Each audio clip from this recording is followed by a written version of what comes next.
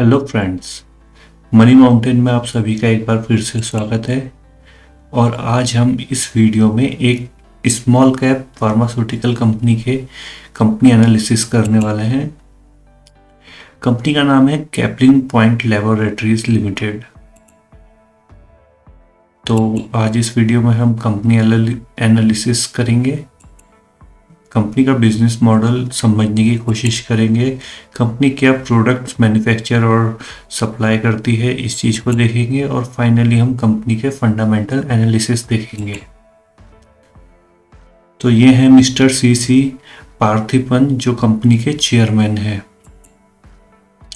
Company 1990 में establish हुई थी और 1994 में कंपनी का आईपीओ आया था, जो कि 117 टाइम्स सब्सक्राइब हुआ था। कंपनी लैटिन अमेरिका, कैरेबियन और साउथ अफ्रीका के इमर्जिंग मार्केट्स में फोकस कर रही है। कंपनी का रजिस्टर्ड ऑफिस चेन्नई में है। कंपनी की 4 मैन्युफैक्चरिंग फैसिलिटी है, जिसमें कि 2 चेन्नई तमिलनाडु में है, एक पांडिचेरी और एक सोलन हिमाचल प्रदेश में है। कंपनी की 3 रिसर्च एंड डेवलपमेंट यूनिट्स भी हैं, जिसमें से 2 चेन्नई में और एक हैदराबाद में है। कंपनी की ब्रांचेस और सब्सिडरी चाइना एंड हांगकांग में भी है, और अपनी एक्सपेंशन स्ट्रेटजी के तहत कोलंबिया में भी कंपनी अपनी सब्सिडरी इस्टेब्लिश कर रही है।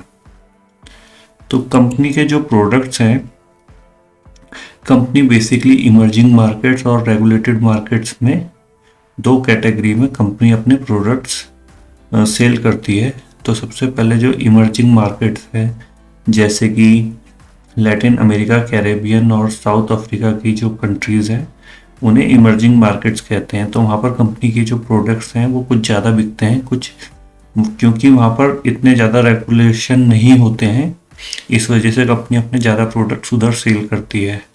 तो कंपनी जो प्रोडक्ट्स वहाँ सेल करती है उनमें से कुछ हैं tablets, liquid orals, capsules, soft gel capsules, power for injections, dry syrups, liquid injection, inhaler etcetera.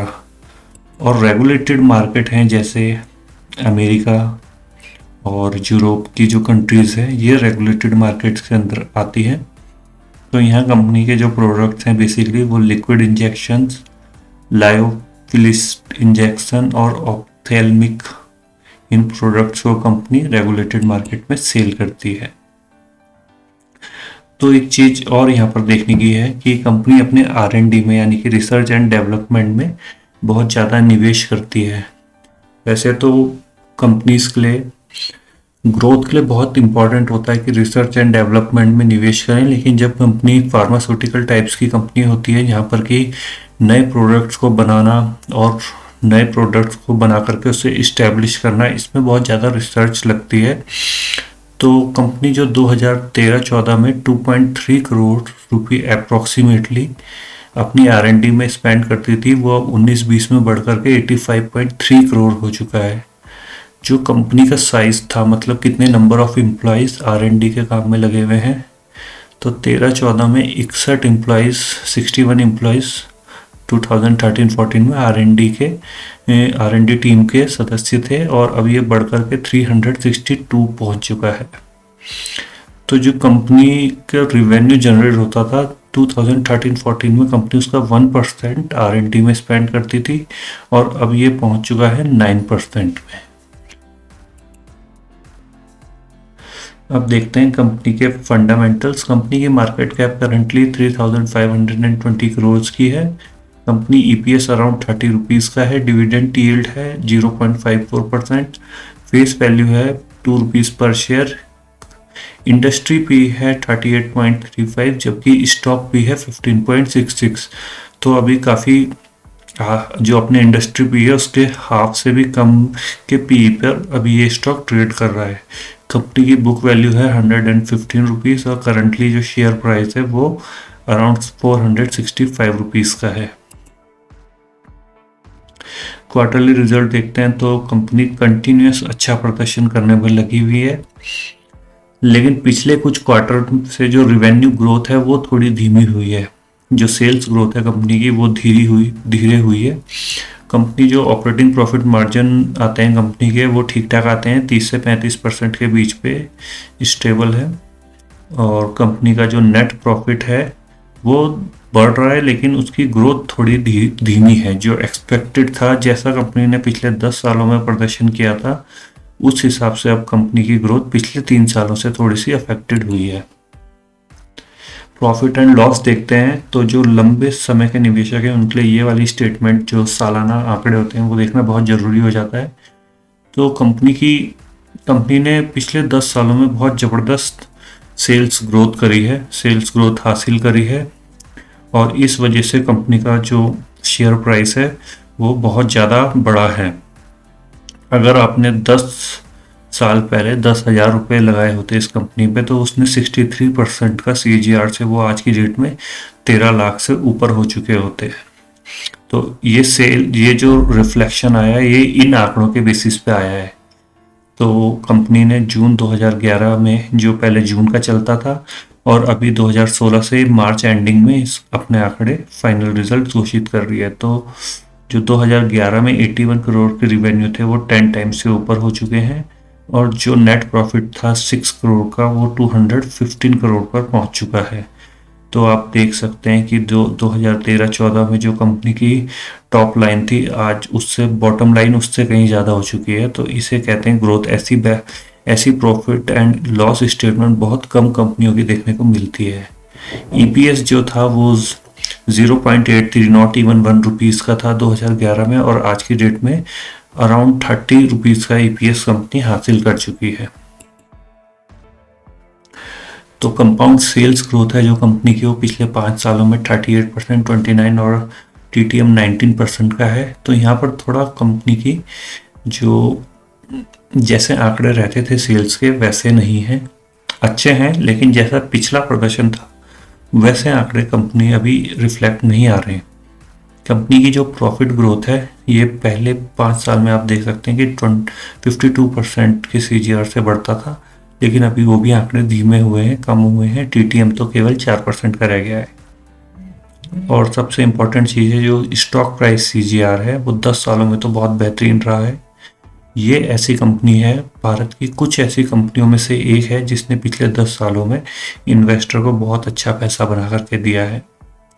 तो पिछली वीडियोस में भी मैंने ये बात करी है कि अगर कोई निवेशक मार्केट में उतरता है तो वो एटलीस्ट 15% को टारगेट करता है। स्टॉक प्राइस की CAGR 15% को टारगेट करता है, और यहाँ पर इस कंपनी ने अगर 10 वर्षों का नज़रिया लेकर के चलें तो 15% से 4 टाइम से भी ज़्यादा के रिटर्न्स दिए हैं। तो बहुत ही बेहतर कंपनी अभी तक की रही है ये।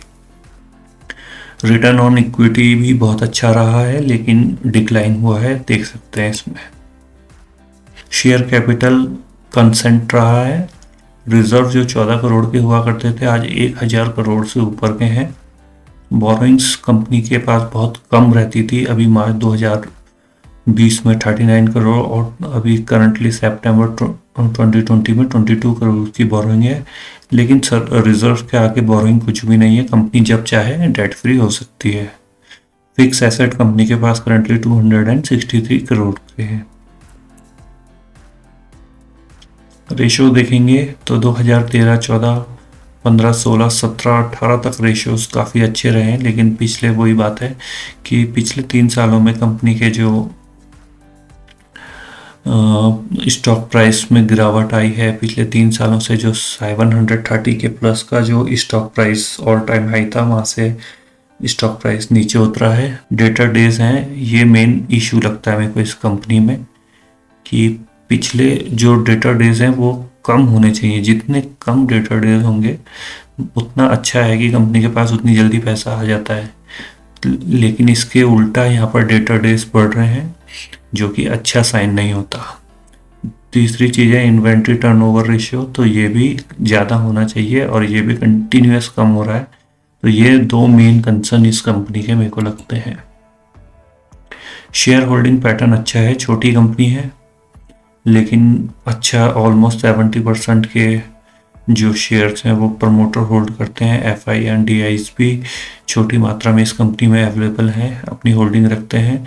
और रिमेनिंग 28% शेयर पब्लिक के पास। प्रमोटर्स की होल्डिंग अच्छी है और मैनेजमेंट भी क्वालिटी मैनेजमेंट है इस कंपनी का।